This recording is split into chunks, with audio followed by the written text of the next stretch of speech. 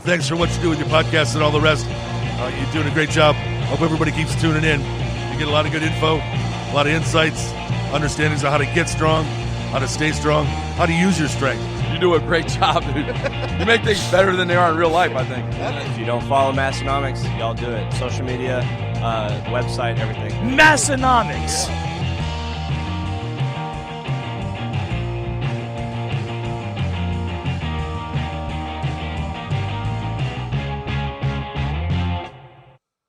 We are back for episode 540 of the Massenomics podcast, the lifting podcast about nothing, season 2, episode 40. I'm a man. I'm 40. Do you know who said that, Tommy? Was that a football coach, wasn't it? Yeah. Who was that actually? Jake's in the chat. Jake the Snake should know. Mike Gundy. Okay. Yep, there you go. Yeah, I couldn't remember. Yep. Oh, that's Oklahoma State guy. There you go. Said, I'm a man. I'm 40. Man, I remember at the time thinking that guy was kind of old. Now he ain't so different from you and me after all. Now I'm a man. I'm 40. Come at me. My name's Tanner. My name's Tommy. And this is going to be our Home Gym Con recap episode. We went to Home Gym Con, survived kind of, and we're back. And we got stories to tell. We got old Home Gym Con 2026 war stories to relive. But first, and also perfectly aligning with what the whole rest of the episode is, actually barefoot shoes. All right. This is an ad, but it's also story time. Tommy and I are at Home Gym Con, walking around in our 90s sneakers, black and white thematic sneakers. Which are glorified, hollowed out bricks that have been painted a special color. Walking around for... You could throw us in the river. You could throw us in the Ohio River in those, and we'd sink to the bottom. And we're walking around on those for about 27 hours straight one day. The mob was known for finding people they didn't like, throwing 90s strapping Nike Shacknosis on them and tossing them in the river bottom because of they the knew river. there was no way they were floating back up at the top with those things on.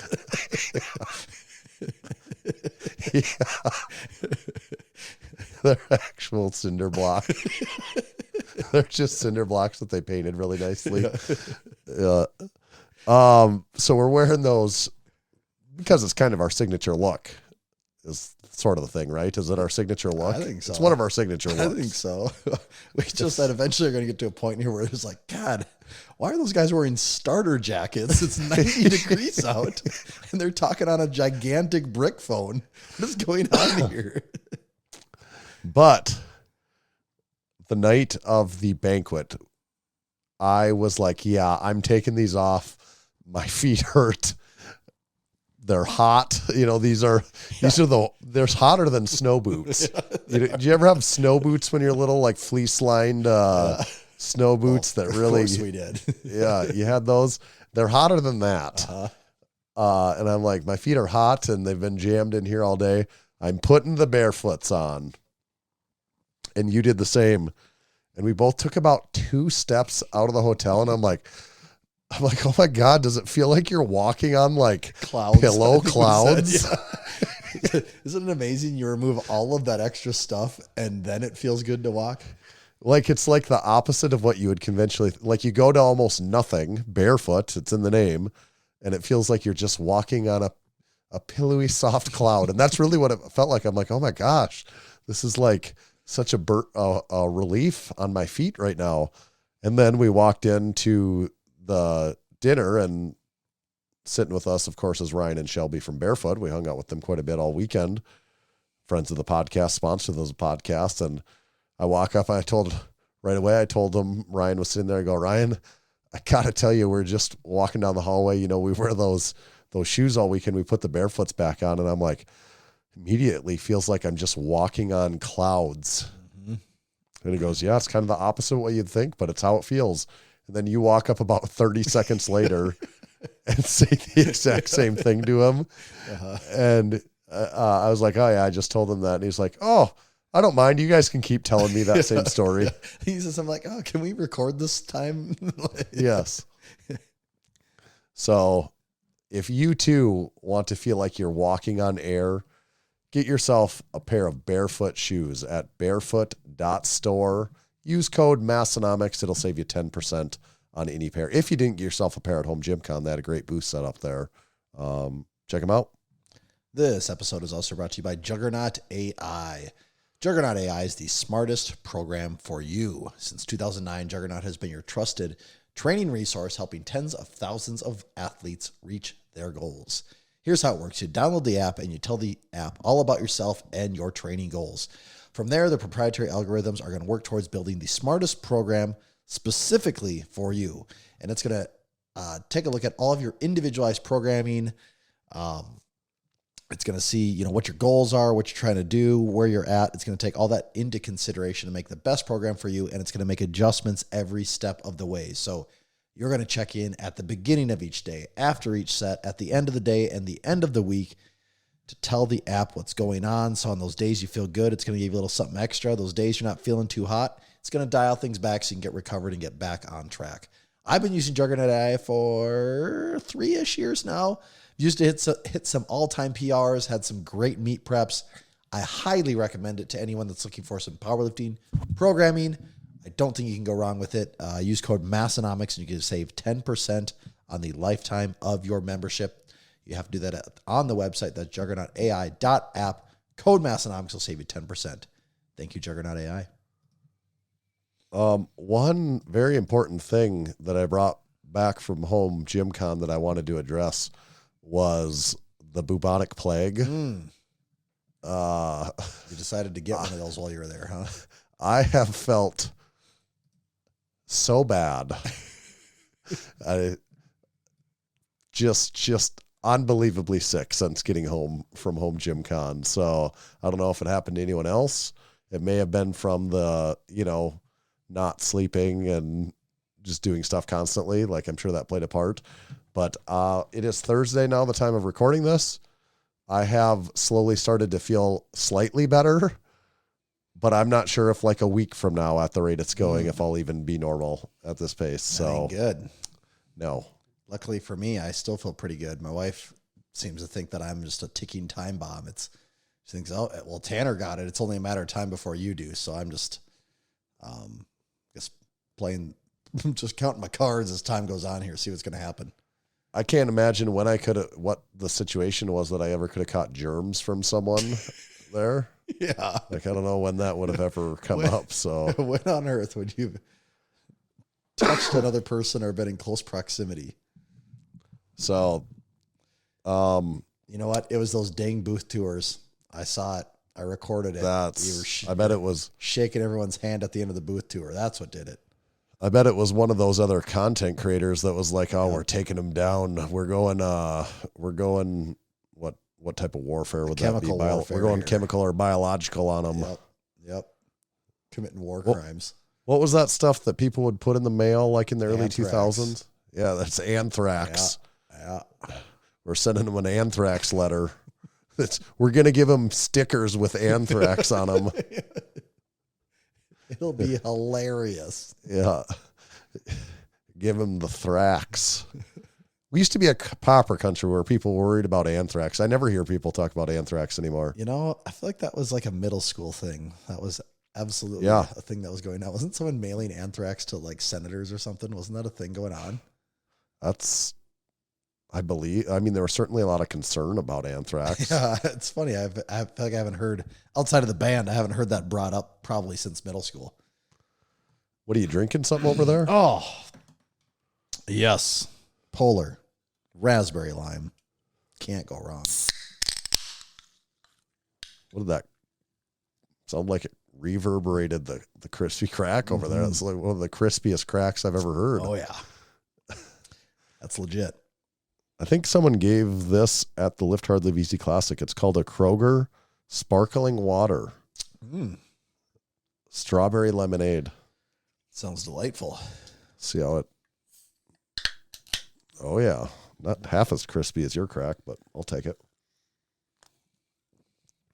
Oh, yeah. That'll make a turd. It's good. Okay, Home Gym Con 2026. What the hell happened? Well, it was a crazy weekend. We showed everyone our stuff, and Tanner got sick. All right, on to the next thing. Yes. All right. Got it covered. Next event. Oh, where the hell do we start with this? Ian? It was let me put it in terms everyone might be able to relate to. It was a crazy game of poker. We lost it all. Can you name Tanner can that go with band? that. I'm not going with that telling. That can be Tanner's recap. Can you name that band? No. Crazy Game of Poker? No. Isn't it OAR? See, I never Someone listened fact to check them. me. Oh, I think Crazy Game. I think the name of the song is Crazy Game of Poker. Yeah, I never listened to them. In my mind, they felt too Dave Matthews Band adjacent, and because of that, I was just going to ask what genre they even are. I don't even know. To me, they felt too much like Dave Matthews Band. Whether they were or not, that was what I decided immediately, and I never went back. God, I didn't think that they were Dave Matthews Band adjacent, but maybe I've been the wool's been pulled I over could be my eyes. entirely all wrong. I these made years. that based off a split-second decision when I was 21 and never looked again. Do we have any OAR fans listening along live that could spread their OAR Someone says knowledge? ska in here. I really do not. Yeah, see Jam Band. I do not feel like they are ska. Buck Cherry adjacent. So we flew out really, really early as balls out of Sioux Falls like we normally would. Mm-hmm. Flights all went perfectly as scheduled. We got there really early. We were in Louisville by like noon, weren't we? Yeah, it went great. And Brandon Doyle, who basically made the whole entire weekend and trip and booth set up work for us, was there to pick us up from the airport. He had already loaded up all of his stuff. He had tested our booth out even in his dining room and set it all up. He to was make on sure it time. worked good. He had it all loaded. He was there to pick us up. I mean, come on. He was just Mr. Efficient over here. And he even had a present. Do you remember what the present was that you he opened? handed me a Buck Cherry record when we arrived. I mean, I don't know how it gets any better. You get off a plane, someone's there waiting for you, and they got gifts. Like, come on. Yeah. So I don't have that here. You don't have it there or anything yet because that's actually something that's getting shipped back to us now. But he was there. We went right to the convention center. And did we get up the parking ramp? Yeah, we then? went Or was right it- up there. Went right up there and unloaded. Basically, I mean, we had the truck unloaded within, 10 minutes? Yeah, and then there was Ashton's guy. Jameson. There you go. Shout out Jameson for helping him. Yep. Shout out, I think it's supporting member Jared Martin, Yeah. Yep. Brandon or someone. Is that right? Yeah, I'm pretty sure he Big was Jared. right there, wasn't he? He was there. Well, yeah, we just walked in the door and people were just helping fast. Oh, Deadliest Lift, Mark Rosenberg. Oh, yeah, he was there too. God, He was there. we were just getting And hit with everyone right away, weren't we? Like, we couldn't even, just people were helping before we could even ask someone for help. Yeah. And like Jameson was like, oh, I'll get a cart and a pallet jack and all this stuff. And felt like all of our stuff was over to the booth before we even opened the door. It really was. To get out of the pickup. Yeah. So it took like just a few minutes. And then did we just go start setting up right away then? Is that Yeah. how it went? Yeah. And I mean, we just set up the booth 2 weeks ago. This one was a little different because there was a Gym Radar booth we had to set up for the Gym Radar guys. But yeah, I mean, about as simple and straightforward as the setup goes, isn't it? Yeah, that Gym Radar was new stuff for, we had a TV for the first time and set up this TV stand and all these like new Gym Radar pop-ups, but it all went very well. We could get into the weeds on booth setup, but it gets boring. Yeah. I'll say this. A big backdrop for your booth, because typically we have the shirt backdrop. A big backdrop for your booth is surprisingly affordable, surprisingly nice, and surprisingly easy to set up. Man, they've got that figured out, don't they? Yeah, those are nice. It's just that for the Massenomics booth. The Massenomics booth is different than a lot of other booths because the Massenomics booth is built to move merchandise in a somewhat efficient manner. Where if you watch a lot of other places, that's not really what they're doing. Especially at like Home Gym Con, there's not a lot of people moving merchandise on that day. So it was actually fun to be able to set up a booth like Gym Radar where we didn't have to do that as the primary focus. Mm-hmm. So we got set up, and then we went and did a impromptu home gym tour. I forgot about that. Yes, because we were looking at how fast we were ahead of schedule, how much we were crushing it. So yeah, we decided to go over to Brandon's and get a tour in, which was really nice to cross that one off the list. Yep, Brandon and Emily, both supporting members. So we got to tour their basement gym. That one will be coming out in probably just a couple of weeks, actually. So everyone will get to check that out. Several people got to go to O'Doyle Rule's basement gym. But even if you didn't, you're going to get to feel like you were there because you're going to get the full gym tour from us. It was a good one. Yeah, and then that wrapped up. What day of the week was that? Was that Wednesday? Wasn't it? That was Wednesday. So then Thursday morning, Thursday at 4 p.m. is when it opened to the public from 4 to 8 p.m. for the first time. But 1 to 4 was scheduled as like for content creators to do content. But we got up there and just did a few final touches on our booth. You know, the electricity wasn't working. Wi-Fi set up. Wi-Fi, a couple of those things. You make sure the TV worked then and getting all that, which didn't take too long. We got all that working. Bugs worked out. And then we pretty much shot content right up until 4 p.m. Actually went right until the buffer. So I think we probably shot content for 5 hours or 6 hours or something like that. Like that, yeah. Yeah, 5 or 6 hours of content where we went around to our first videos out from Home Gym Con already. I think that's 11 different booths that we visited there. A bunch of the larger quote unquote equipment manufacturers. And then I think we hit up 8 or 9 crew supporting member booths, and that'll be in the second Home Gym Con video that comes out the week that this video comes out. In hindsight, we missed a few supporting members like Belmere. I did not even know that they were supporting members. Otherwise, we should have been there and hit up their booth. And there's a few others that we just didn't make it to. Talk about missed opportunity. We actually ran out of time. Well, we did. What happened. Because at 4 p.m. we had to be at our booth, and we kind of just had what we had at that point.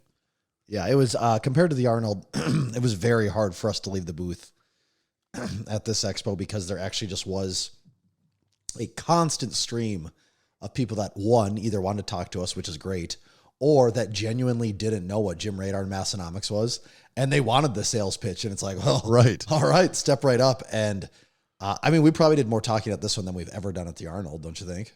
Yeah, because so many people were curious about Gym Radar is probably the biggest thing. A ton of people were like supporting members and want to chat, which is why we're there. Like that's the whole thing. Like that's what makes it cool. But then also on top of that, then just a bunch of people that want to learn about Gym Radar, which we want to tell them about Gym Radar because that's kind of our point of being at least half there. The reason we're there. Yeah. So yes, way more. We basically can't not be at the booth because of those two things going on all the time. Generally speaking, the crowd was great. And even just starting Thursday, just being open for 4 hours, I don't know what every other vendor would say. I would assume they would say it was good.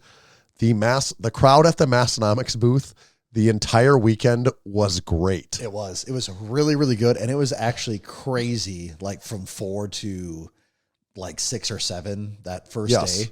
Like it was just constant busyness. Like there was a line of people all the time. Yep. Nonstop. I'm like, oh, the Arnold has never been like this ever once. Like the Arnold will hit at its best. Will hit patches of that for 30 minutes, maybe an hour. But this was multiple sustained hours of just actually just working, constantly going. And there wasn't many other merch vendors there. I don't know if that's what it was like at the other merch vendors that were there.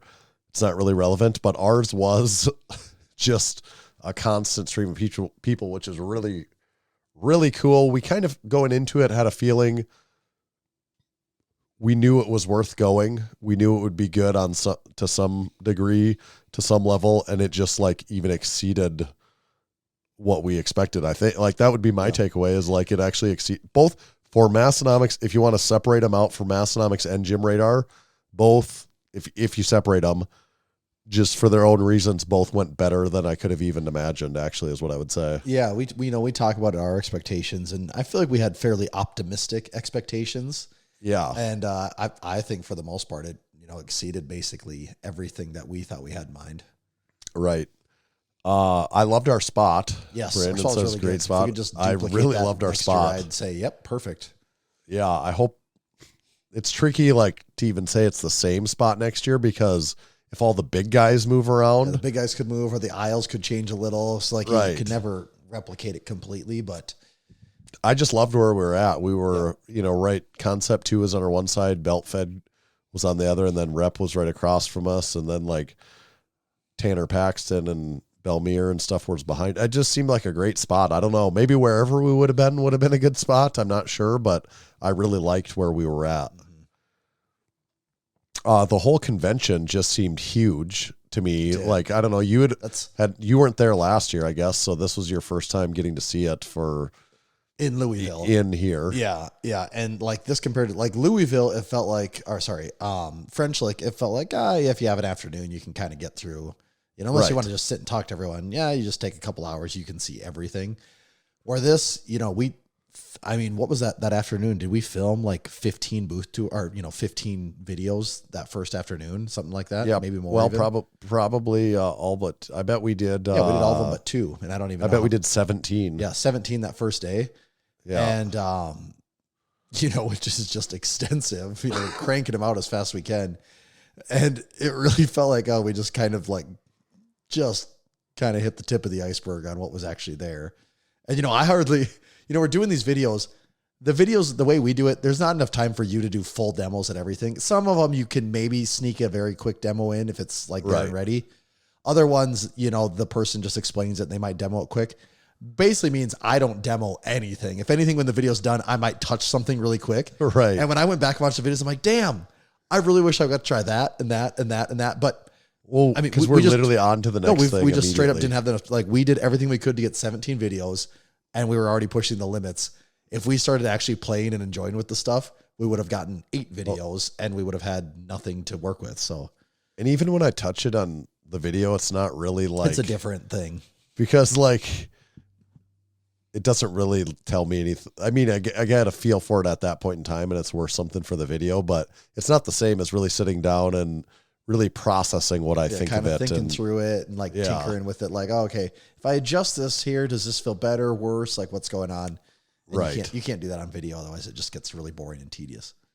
I would also say we, the Go Bro Athletics guys who've supporting member, and we didn't know who they were up and, it was a big reveal there. Mm-hmm. They revealed their bar as well, but, turns out we knew the guy from Home Gym Con year 2. Yes, that was a very big surprise. Yeah. Like, who are we going to see here? What's the story? What's going on here? But I think it's Big Derek, right? I think so, supporting yes. him. Yep. Yeah. So he's in the second video. Their Mother of All Bars, the new bar that they came out with, that will be featured in the second Home Gym Con video. Impressive bar.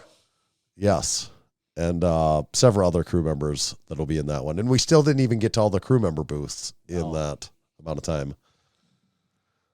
Okay, so I talked about Thursday. I actually am shocked at how many, at least from the perception of being at our booth for those 4 hours, how many people were there on Thursday, though. Yeah. Like, I did not think it would be that big of a crowd. Because we talked about it's Thursday. It'll probably be kind of slow, like not that busy. And I mean, that might have been actually the busiest 4 hours of the entire weekend, possibly. Yeah, and our booth is, my hypothesis is that ours is somewhat different than some others because we are like a first stop place for a lot of people. I don't say this to sound important, cool, or whatever. It is just my theory is that we kind of are one of the first stops for quite a few, all the Massenomics supporting members and stuff. They want to come check, and like there's a supply crunch sometimes in theory. So everyone wants to get their who's stuff. Sitting at the booth, who's hanging out, who's going to be there because there's always people around. So the very first day that they're there, a lot of them are going to come to the booth and like make their purchase and do that sort of thing. So Thursday was a really big day for us. Mm-hmm. Then Thursday night, what did we do? Is that when we went with Barefoot and Mark and Was that Thursday? Yeah, because Friday was the dinner. Yeah, it was actually. Yes. So we went out and ate with Shelby and Ryan from Barefoot, Mark Deadliest Lift. Who else was with us? Andrew Hanus. Andrew Hanus, that's right. And we all had old fashions. Yep. Just putting old fashions down. Tanner had to give into peer pressure, being the last one to order. He couldn't break the old fashioned chain. Everyone at the table had ordered an old fashioned, so I was like, well, call me old fashioned, but I'll have an old fashioned. And then we got done with ours, and I actually like old fashions, but I said, I'll have a beer. And then they brought me a beer and another old fashioned. So I'm like, oh, okay, I guess I'm having doubles tonight. I was very happy they did not bring me a second old fashioned. I probably would have drank it, and I would have felt terrible the next day, because when we were done there, we went back to the Galt House. I went to the bar there for a while too. That's right. We did not short out on any of the nightlife at Home Gym Con, nor any of the day life.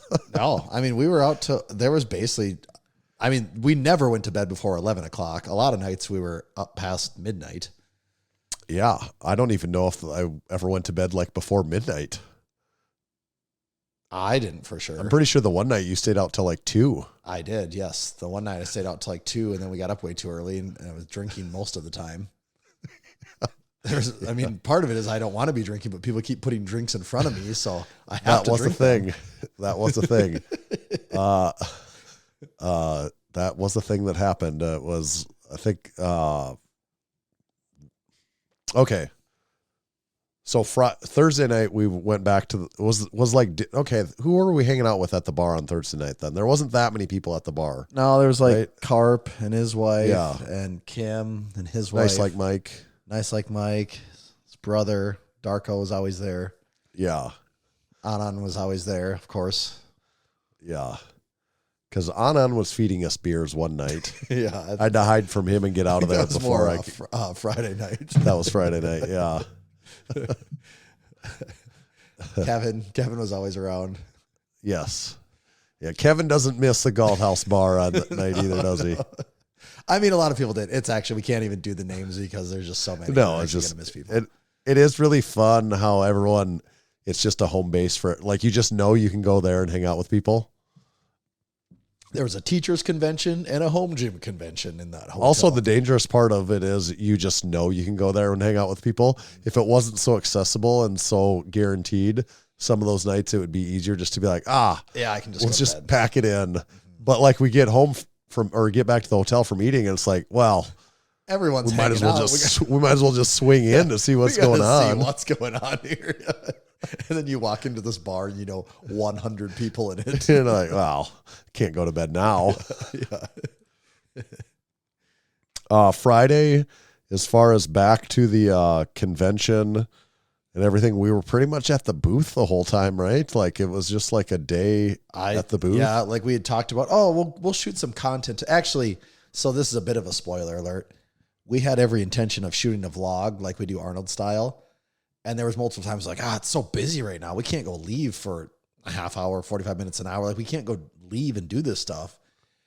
And then, that just kept happening. We're like, there'll be a slow time eventually. The slow time never showed up. It was even Sunday afternoon. I'm like, God, do we do this? Tanner's like, it's just popping right now. Like it's kind of important that we're here. And I'm like, well, you are right. So the vlog just never really materialized because we never had breaks. Like it was just always something going on. So yeah, unfortunately there's kind of some lost footage there that I'm not sure. Because we did record some stuff. Yeah, we got a little bit of like an intro set up. It'd be a first couple minutes of it. But as far as doing the thing where we go around, get some organic reactions and footage out of people like we kind of do with the Charlie Veazey and things like that, there was no time for that to happen actually. Which is okay. Yeah. We were trying to juggle a lot of balls. Some balls we're going to have to drop, and some balls we could keep. Face, weren't they? Some balls were going to slap us upside the temple.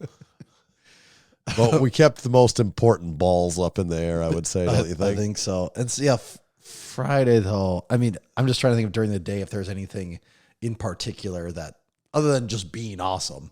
Right. I'm just trying to think if there's like anything during the expo that's, was noteworthy versus the other ones. But we had the Friday jacket ceremony for sure. Yeah, the jacket ceremony. Yes, that is actually probably the most noteworthy thing during the day there. Yeah, the 3:30 p.m. booth jacket ceremony. Okay, so just a couple note, like we talked about how much traffic our booth had all weekend and stuff like that.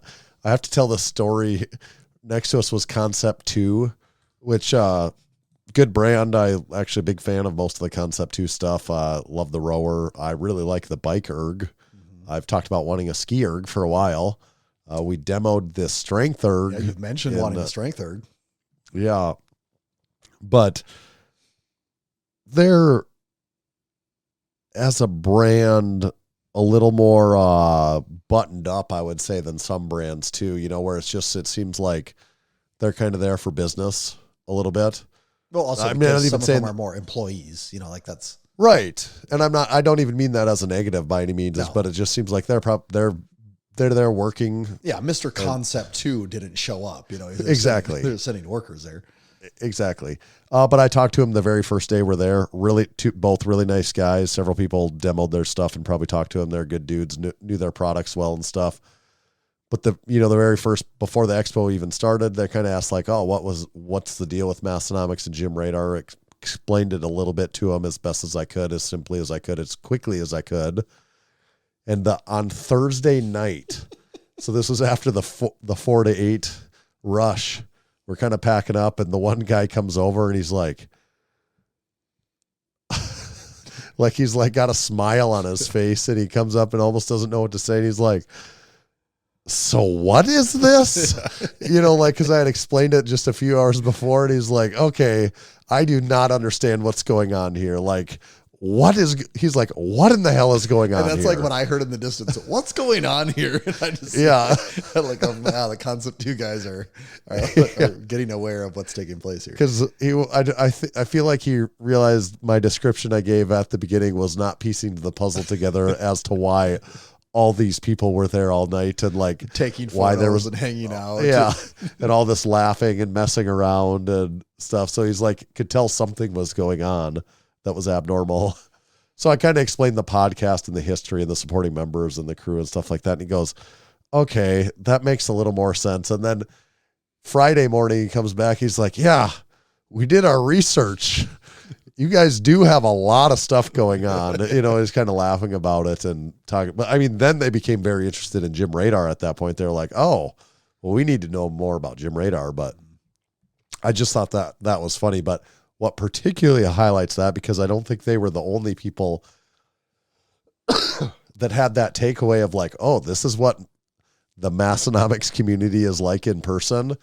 What really highlights it at 3:30 p.m. on Friday when we have the Hall of Fame jacket ceremony, where everyone's Hogan an and innocent Keith gets bystander and doesn't know what they're getting caught in. Yeah, I suppose was there 30 some crew that made it to the jacket ceremony or something like that. Yeah. And even more just people that are getting stuck in the aisle not knowing what's taking place. Yeah, just watching. And we do our jacket ceremony. It was a great jacket ceremony. Jake and Hogan both got their jackets, hitting their 15 achievements and making it officially to the jacket level Hall of Fame. We often say we're not a cult, but the one thing that really makes you second guess if that's true or not is if you watch a Hall of Fame jacket ceremony as a bystander, do you think, are you sure this is not a cult? Because this kind of feels like a cult. Yeah, everyone's clapping and there's like this procession going on. Yeah.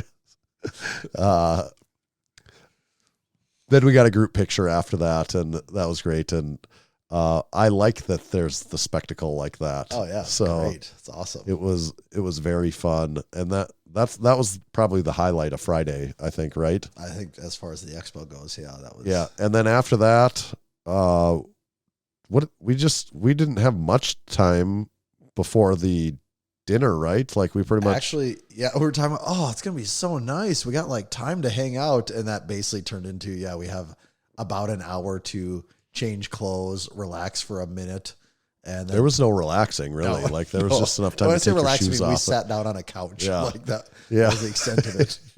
Yeah, and then it was the VIP dinner, which also got to say, the VIP dinner was really good.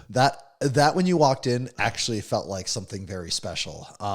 It did. I should take that back because I don't mean that in a negative way, because actually The only other one I went to was the French Lick one, and that also felt very special. You rode that bus all the way up to the hill. You're in this cool thing, but it was still, I don't know, that one have 70 people at it or something, maybe. I'm not sure. Yeah, this was just a lot bigger, I guess. This is in a much bigger room. I mean, there had to have been. Do you think there was close to 200 people in there? I think so. Like I our remember table had like 8 people. There was more than 20 tables in there, wasn't there? Yeah, I'm sure there probably was a couple hundred people there. Like when Jake was at the front of the room, like starting the evening or the talking and stuff like that, I'm like, geez, I'd almost be a little nervous. Like there's a lot of people. I know there was. There really was a lot of people in there. And great VIP dinner. I'm a salesman for the VIP dinner. If it's something you're interested in, it's worth it. The food was great. Obviously I'm biased because we won an award that night. It was a total surprise. So we won an award for the best booth ever. We won an award for best freaking booth ever made. But that was a very big surprise. I didn't even really know what the criteria were for the awards because that's how little we paid attention to it. But we did win the best compact booth. Yes. And there were 6 awards total that came out. There was about 150 vendors. The awards were like best compact booth, best mid-size booth, best large booth, best new product, best new product, community. And then like, the community is like the event sponsors or like the people. And then there's also like what Rep won, which is like Jake's award of basically like, like Spirit of Home Gym Con or something. Right. Yeah. Something like that. Yeah. So there is only 6 awards. So winning one is a pretty big deal. Ours, the best booths by size were all voted on by the people at Home Gym Con. I did not vote. I completely forgot about the voting. We didn't tell anyone to vote because that was the last thing on our mind. I had mentioned it on a podcast a few weeks ago where I do believe if we would have campaigned, even just within our own Discord, I was fairly confident we would have a good shot at winning. We did not do that. And it wasn't until he was just reading that award, like just seconds before he said our name, that I'm like, oh, wait a second.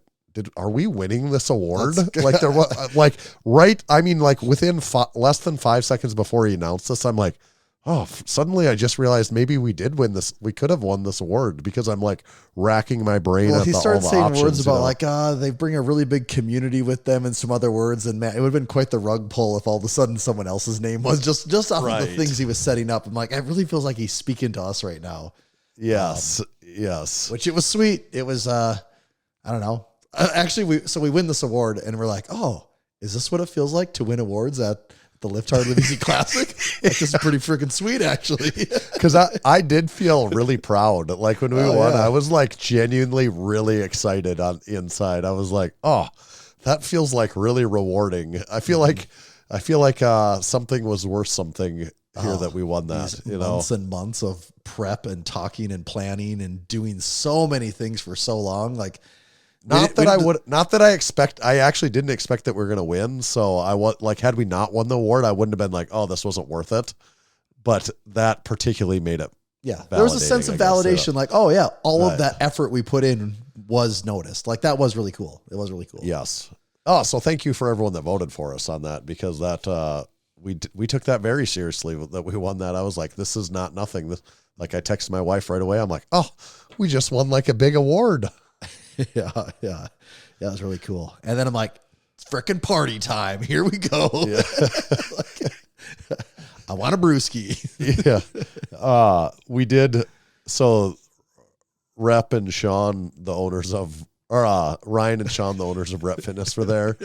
They were standing taking a couple pictures at the end of it with their award, and we go talk to them and we get a picture, and wasn't the conversation something like equals we're all very similar. We're all kind of equals here. We both are award-winning booths, like very similar size and scope you guys of came companies. With like 20 employees representing your company that does probably hundreds of millions of sales. We're pretty much the same thing. We did all get a good laugh about that. Yes, we did. And then then the was Friday night. And then, it turned into another very late night. Yes. At the bar. I had to go to the bathroom at some point in time. So I was at the bar. What saved me is that, I don't know, last call was at 12:30 or something, so people could stop buying beers.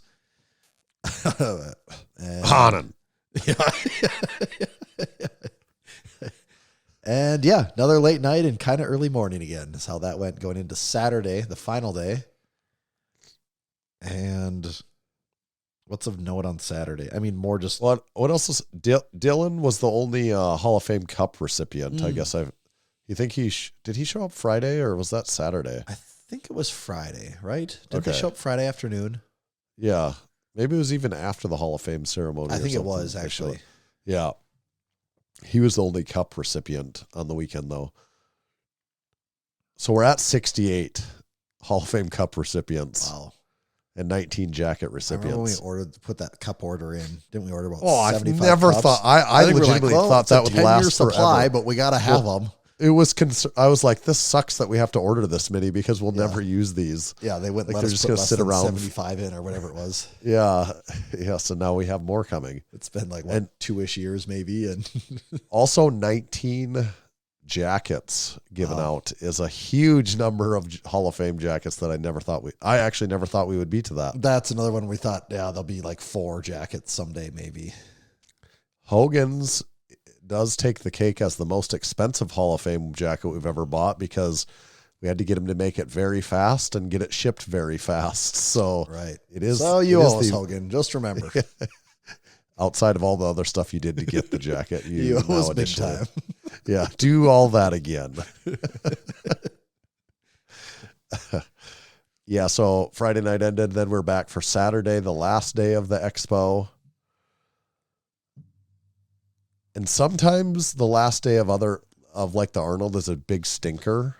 Yes. Historically, And- it has been a huge stinker. Like Yeah, nothing and- going on. Home Gym Con was not like that. No, that's what we were wondering. Is it going to die out? Is it going to like be half of the other days as far as excitement and sales and all that? And I was like, nope, it's just as strong as the day before. Like it did not slow down at all. Yeah. Brian Shaw was around all weekend. We never really talked to him. I saw him walk by like a couple of times. I only saw him from very far away. I never even really got close to him. Are you sure it was him and not Big Tiny Tim? Well, actually, you have a point there. It could have been. Could have been mixing them up. Yeah. But anything, I guess more of the same stuff on Saturday. And then we got a couple videos recorded. I have like no voice left by the time Saturday comes around.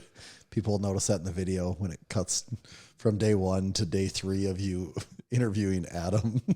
Yeah. There was, I guess Keith put a couple notes. There was a strongman show. So we'll talk about supporting members, our people that were competing there. There was the deadlift party that went on the rep booth right next to us. Coop was there. I guess we talked to Coop on what day? I think it was the first day, wasn't Thursday? it? I think That was so. Thursday. I think so.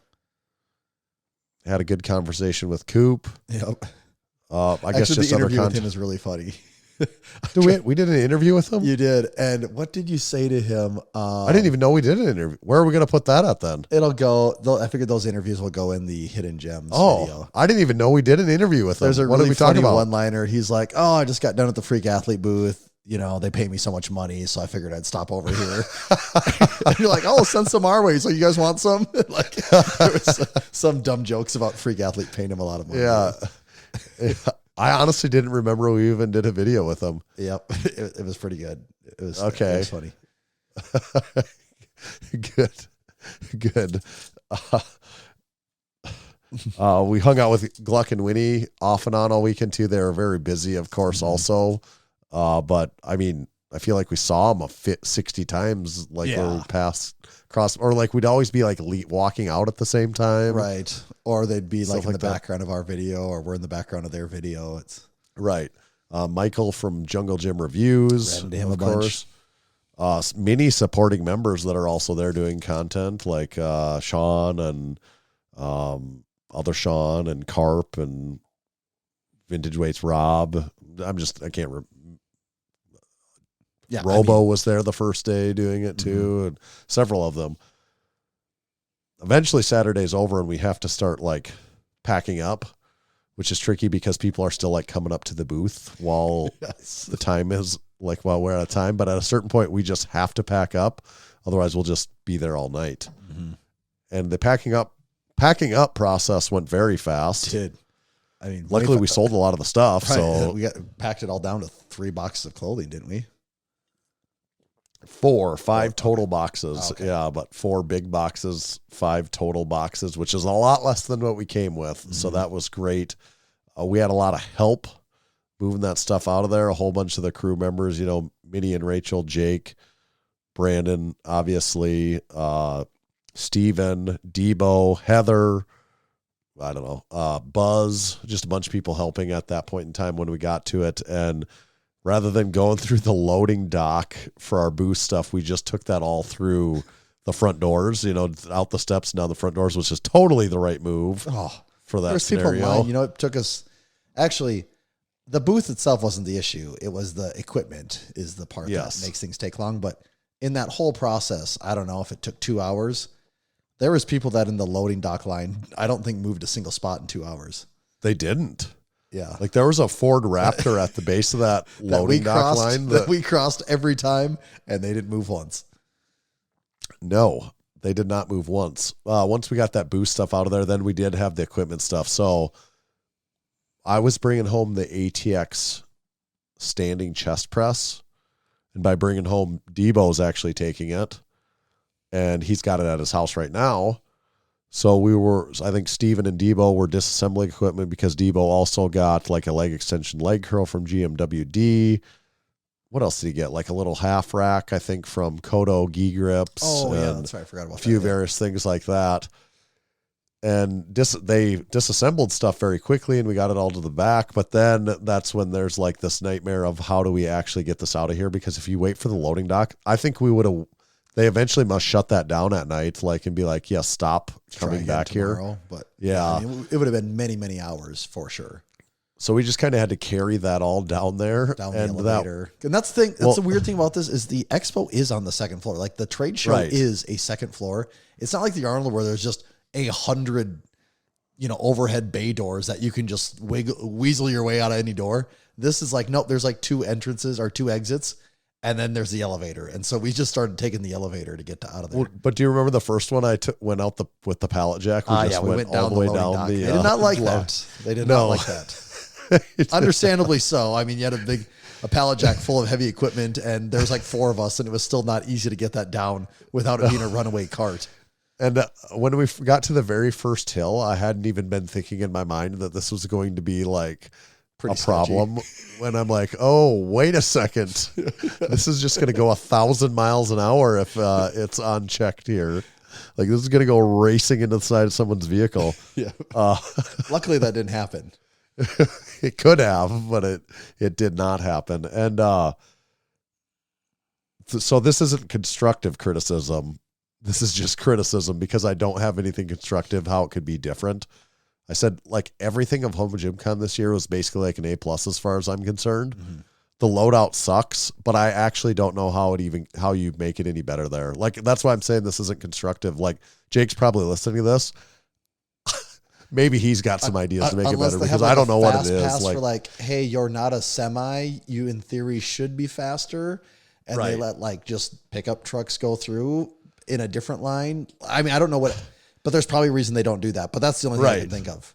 That's why, like, it might just be the nature of the beast with that loadout that it's just kind of but what we did was ultimately skip all of those, skip the big line, and we just humped everything down. The apparel part of it, we walked out the actual front door with those boxes, right? Because Brandon had had their van parked in the front, so we did those. Then we went back in the expo, and then it was going out the back elevator door for the equipment part of it.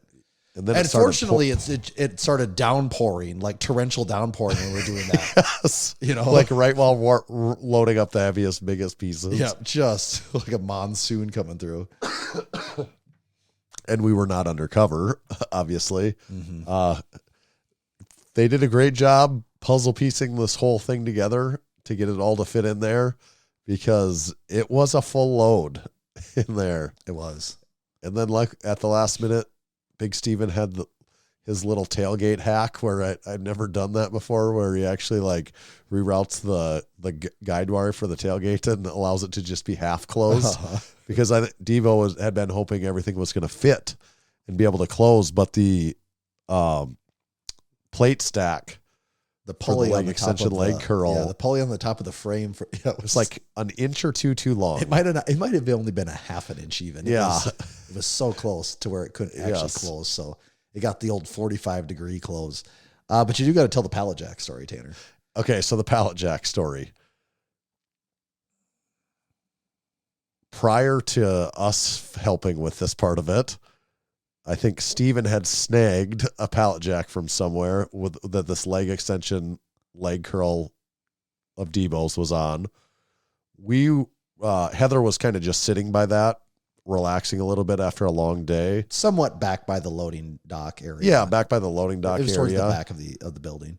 And that was sitting there. I didn't even know. I had no idea where it came. We were just bringing stuff to her. Debo's like, hey, we got this disassembled, take it to Heather. And so we were just carrying parts back there and setting them down. And while we were walking up, say like the third time when we were making our stack of parts and this pallet jack was sitting there, this little short, angry man came flying out of nowhere, like running in.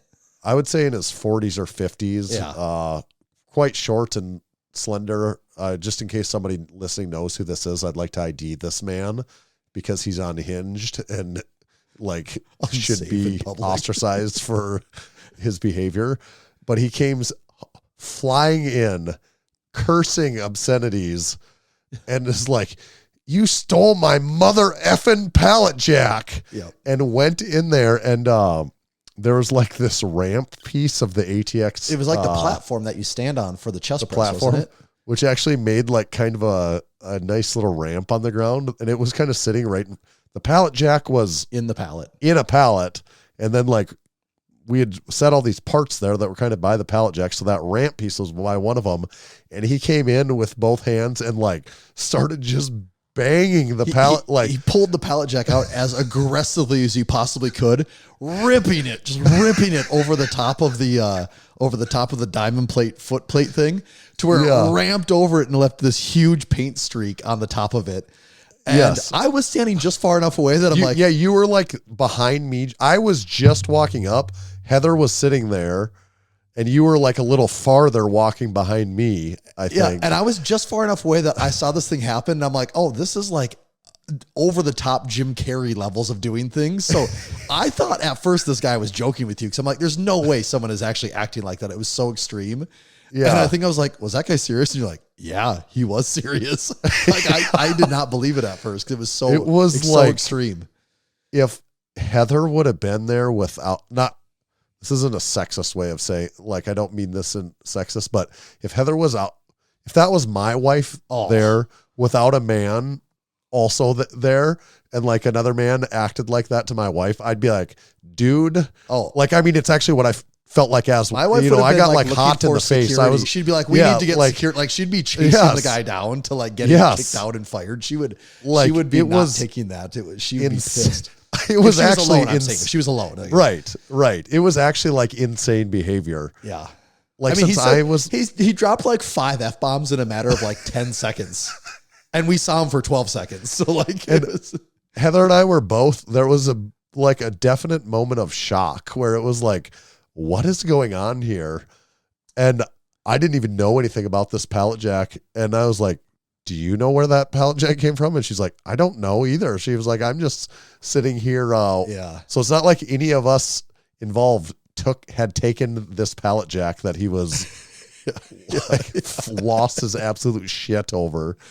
I think he was like a semi driver for one of the companies because we saw him later, like walking around. I think he was just like a truck driver, wasn't he? I have no idea who it was. Like, I don't think he worked at one of the booths. I don't think he was like an employee of like a home gym company. I kind of got the impression he was with a transportation company. Yeah. Shout out to Apex though, because I did borrow their pallet jack with permission and he was very cool about it and did not kill you.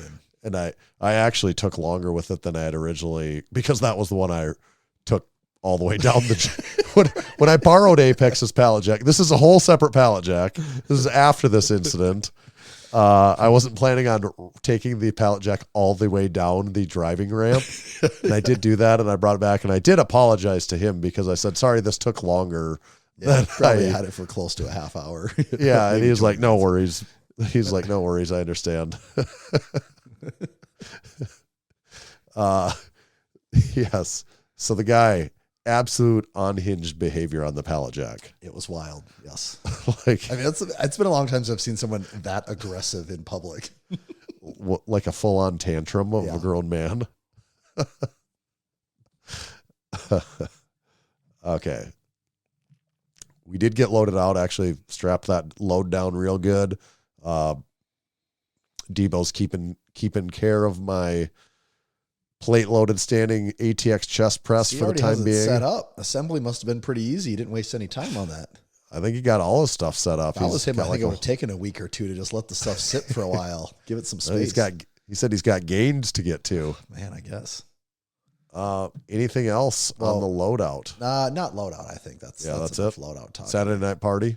Yeah, Saturday night party. Guy Fieri's, whatever the hell barbecue place it was. It was also the Cuban festival, Louisville Cuban Festival. It was a freaking party. That was a party. You know, I think a lot of people really showed up for the Massenomics crew meetup. Like, we were like, are we even going to be able to get there? Because there's this crazy concert going on. Yeah, people were having a great time. And we finally get in there. And I said, man, this is really refreshing. Everyone's having so much fun. This concert's like going crazy. And I think someone brought it up. They're like, I said, like, yeah, you don't get this vibe in Sioux Falls.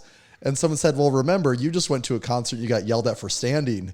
And I thought about it, I'm like, not only did I get yelled at the last concert I went to, not only did I get yelled at for standing, I also got yelled at for sitting too. Where this one, everyone's dancing and have the time of their life. So the vibe was right there. Yeah. Food was good at Guy Fieri. He took us to Flavortown. We did. That was good. Yeah. No stops on the way to Flavortown, and had more brewskis. Bruchachos. Brewskis are also more expensive there than in Western Northeast South Dakota. I just thought the Jim Radar guys were picking up the tab all weekend, so I didn't pay attention to anything. One domestic beer there was like $13. Oh, really? Yes. Dang. Yeah. Yeah. So the Guy Fieri bar really knew how to charge. At least you can't put a price on atmosphere, though, can you? You can't put a price on Flavortown. No, you can't. I mean, you can put $13 on it, but you could have just got you could have got it blackout drunk at the Zoo Bar in Aberdeen for the price of 2 beers. You could have drank for 6 straight hours for the price of 2 domestic light beers in Flavortown. A whole bunch of supporting members and crew that came out for that one. Can't name them all. I would say I think the lowest supporting member number of the weekend that I could find, because I was always checking, was Big Jim from New York. Oh, as far as original sign-up date, you're saying? Yep, based on original sign-up date. So the lowest supporting member number in person at the event that I knew of was Big Jim. Yeah. All right. Home Gym Con. We've already got plans for next year. We've already signed up our booth. It's going to be bigger. We got a whole bunch of new ideas that we won't spoil. Pretty wild ideas already that we're talking. Yep. We are already signed up. It's going to be the same weekend in 2027, and we're going to be there bigger and better. We're coming to defend that best compact booth title. Yeah. Or we're moving big win. Maybe we're moving up to medium sized and going for that title. I'm not sure what well, you have to be under 300 square feet. So technically we have room to grow into this compact booth still. Right. Are you allowed to be 50% and still fit inside the compact booth category? Do they allow back-to-back compact booth champions? That's a good question. I guess we're going to find out. People keep asking us if we're coming back to win the Compact Booth Award again. Yeah, I'm thinking we're winning the Compact Booth Award again. I like the idea of people asking if that's actually what we're going for. Yeah. Do you guys plan on winning that Compact Booth Award again? Everyone wants to know. I'm thinking we're going to win again. Everyone you talk to in person, they always want to know what your favorite piece of equipment that you looked at or saw at home. That's the go-to question. Yeah, I never know. I still don't have a good answer for that. Because we're too busy doing other stuff to be just brutally honest. We spend probably the least amount of time with it as anyone that has a camera there. It's just run and gun. Actually, you know what? Here's probably the most oddball choice for what maybe surprised me the most of the weekend. I walked on that rep strive treadmill, and you got a curved treadmill, Massenomics gym. I'd use it occasionally when I was there, so I got a decent feel for what they are. The one in the gym is just, there's no settings on it. It's just it is what it is. Yeah, it's just a manual. And in my mind, I'm thinking, it's a curved treadmill. What you do it yourself, and you'll put the resistance on, and it'll be some bullshit thing where it's like marginally harder. So I'm walking, and I flipped it to the hardest, and it just stopped. It quit going. I'm like, oh, this thing actually does. Like a sled mode in this is actually the real deal. That actually surprised me. I was not expecting that out of that thing. So that was your favorite piece of equipment at Home Gym Con. A treadmill from Rep. I just loved it. I don't know. Oh, okay. Well, should we do like an ad or something, and then maybe we can talk about equipment just a little bit? We don't need to talk a ton because we have videos about that, but maybe we'll do a few minutes on it. Yeah. This week's episode, newest sponsor of the podcast. Do I need to be kicking people out of here too? Yeah, let's give their asses the boot. All right. They're not going to even hear this new sound that I have on the soundboard. Oh, give them something to wait for, dude. Yeah. We might even have some non-home gym con stuff at the end of this episode. People, yeah, we do. We'll wrap up with a little. Stay tuned next week when you get to listen, actually. This week's episode, our newest sponsor of the podcast, EliteFTS.com. Go give Table Talk a listen. When we were at Home Gym Con, we were emailing with Dave, and we're like, do we have the guest recommendation for you? I'm not going to spoil it who it was, but we were sitting there doing a little networking. The email was put in on the spot. Yes. And I like that Dave replied to it the next morning. Yes. He's like, why are you guys emailing me at 11:30 p.m.? Check out their end of summer sale, though. If summer's got to end, it's got to end with an Elite FTS end of summer sale. 30% off apparel, 20% off their Elite FTS squat box, 10% off equipment, 30% off bands. You can also stack discount code MASS10, and in some cases, that will work. Thank you, EliteFTS.com. What about a little supporting our supporting members segment? Yeah, good call. I'm wondering if we need a little lead-in music to supporting our supporting members. Okay. All right. Do you want a little lead-in? You say so. Let's do it. Like, would you want me to like roll the supporting our supporting members segment? I would like you to roll it in, please. Roll that beautiful bean footage. Wait a minute. Roll that beautiful bean footage.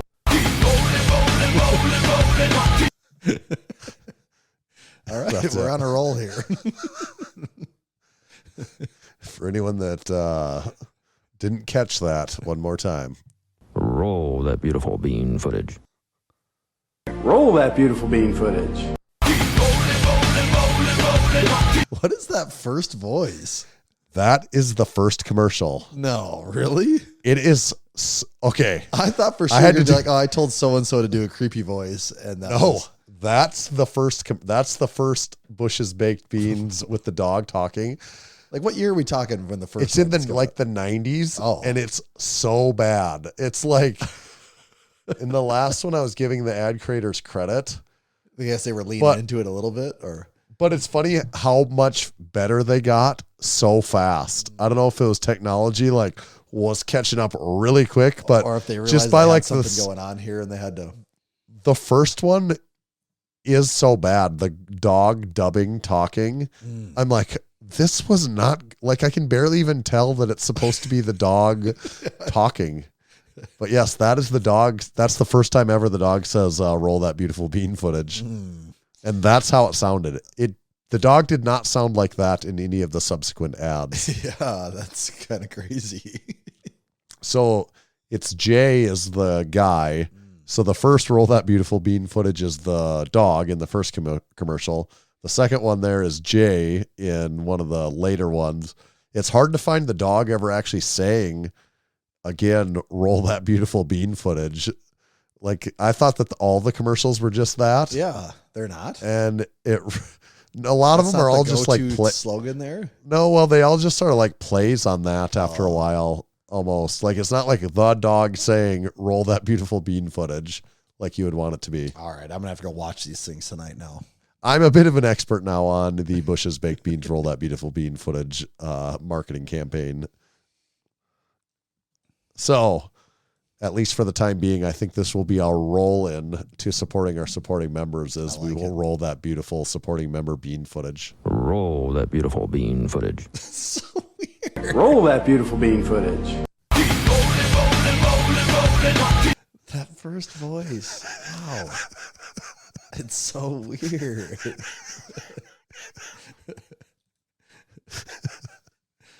It's really weird. That's how I was making it. I'm like, I didn't even want to use it at first because I'm like, it's so off-putting. Like the way it goes, it wasn't even the effect. It wasn't what I had pictured in my head. No, of the whole thing. There's a little more excitement to it. Yes. Supporting our supporting members is a relatively new segment of the podcast. It's just the 40th time we've done it here in season 2. We have a supporting membership program.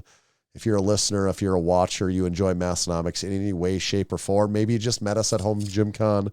Maybe you're listening to this episode as your first episode ever, an intro to Massenomics. If so, I don't know if this was good or bad.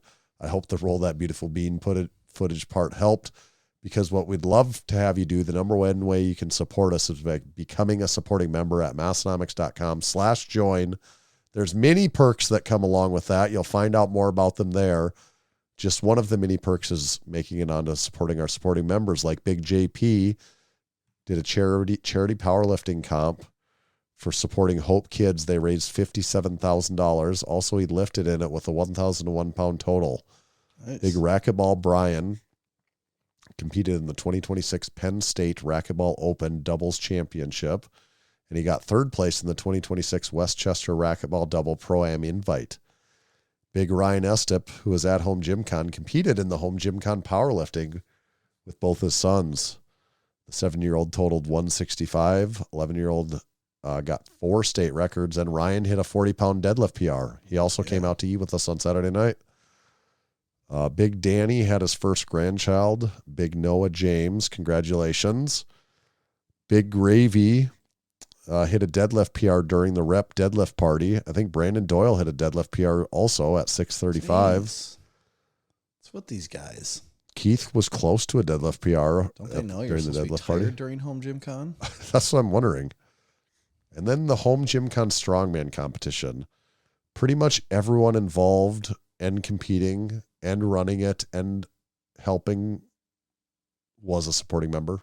Everyone involved in the Home Gym Con Strongman competition. It all fast. From Kurt to Derek to Antonio, and then all the competitors. I know Steven, Debo, Hogan, Tyler, Seth, Boots, Jax, Brad the Pad was the MC.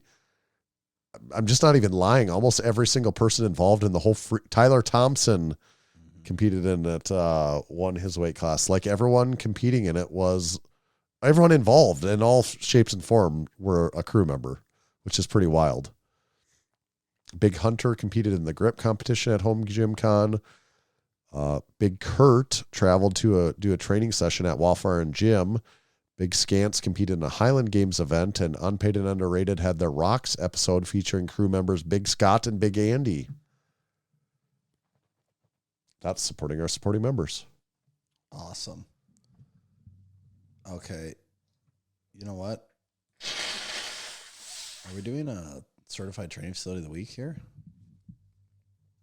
I thought you'd never ask. So is that a yes? Oh, yeah, that's a yes. Okay. So you're telling me there's a chance. I'm looking around. You know, what I kind of want to do is, I'm not sure if you're aware of this, but we have a lot of new, fresh meat in the in the pile here. There is a lot of new certified. There's a lot of new gyms on Gym Radar after Home Gym Con. There are. I think maybe we should greet one of these new fresh faces with a Hit certified them with it training right off facility. the bat. I think so. Yeah. I think we're gonna mix it up. Bring him in real nice. Like, I'm looking at one right here. I really like the look of this on first impression. We are looking at Twin Hammers Gym. Twin Hammers Gym. Got it. It Got is that now. thing. If you refresh your screens at home, certified training facility of the week. Twin Hammers Gym. And, because they're new, they joined July. They're actually not that new. This one joined July 19th. I went back a little too far, but it's still in spirit. We're embracing the new ones here. So, July 19th, owner is Mike King Bryant. They're located in Kentucky. And this is a 1,000 square foot gym. It was established in 2022. Oh, this says it's a barn gym. Oh, barn gym action. Hello. Okay, maybe we'll see some We got a photos. barn gym. The equipment list is nice. A lot of premium stuff here. And top equipment brands. First place Rep. Second place Rogue. Third place, is that Bears? Or Gym Reapers. Okay. 56 pieces of equipment in their gym that are documented here. No comments yet. No socials. No nothing. Mike's keeping a low profile. Good thing we're putting him on blast here, right? Not on no low profiles on our watch. I'm gonna leave him a comment right now. Yeah. Make him feel welcome. Yep. I'm looking at the pictures now, though, Tanner. All right. What do we got? And this thing looks clean. I'm not sure. I'm just going ahead quick to see if there is a photo of the exterior. No exterior photo. So it's painted all black. The flooring's, was that diamond plate flooring? Oh, Diamond plate pattern? Keith will be jealous here. There is some diamond plate patterning on there, but looks black like flooring. puzzles. Yeah, like the puzzle piece ones. But, that's sort of like the Brandon's ones were like that too. Yep. But I see we got a nice rep rack, and I can never tell. We always say this, if it's stainless or the clear coat. I think this one might be the clear coat. It seems a little extra shiny to me, maybe. I'll believe it. I don't know what I'm basing that off. I'm actually basing that off of nothing besides my poor knowledge of it. But looks like a really nice rep half rack he's got there with a rep bench. He's got a nice wood platform that it sits on too. Yeah, oh man, he is all in on rep. We got rep plates, rep rack, rep bench. Probably got his flooring from rep too. I've had to guess here. But then in the background, we can see we got a little chest press machine back there. He's got the GMWD 3-in-1 bench press shoulder press machine. Oh, it V7. is? I need to skip to that photo that shows that thing specifically here. Oh, he doesn't have a photo of just that. Okay. Well, you can see in the background there. He does have a second rack though. He has a full-on 6-post with the Aries setup. Is The that correct? Athena. God, I cannot get that right either. Selectorized side mount functional trainer. And that thing is loaded. He's got the. You just can't tell by looking as good as I can. No, you look just and know tell. this. That's why you're on this segment. I don't go solo.